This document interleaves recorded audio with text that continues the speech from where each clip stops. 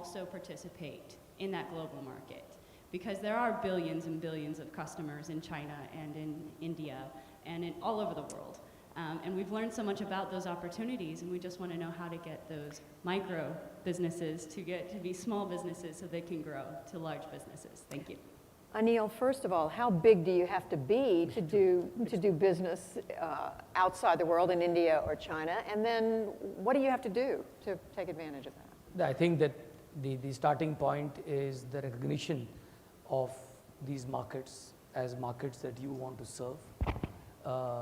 Second is, if there is a competency in your products or in your services that you think you have the competitive edge for some reason to serve those customers, because at the scale that you're talking about, micro or micro mini sort of a thing, the entire supply chain, the logistics, the costs of just serving customers will be quite mind-boggling.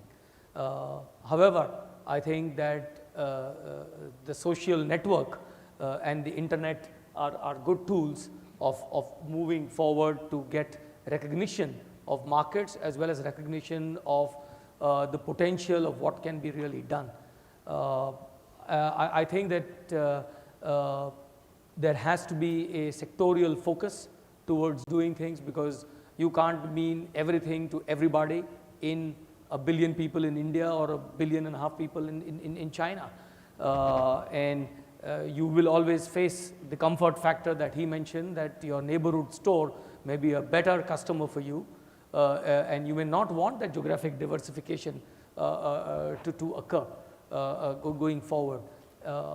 Unfortunately, these markets have to be served for the long term, and I think that in some other countries, that what we have seen, what the Chinese smaller companies have done to serve Indian markets, is that they've gone into joint ventures with smaller companies in India, who can then serve them and outsource some of the products and do the finished work here, or do the value-added manufacturing in India, or set up customer service centers in India. So it's got to be really a more collaborative approach.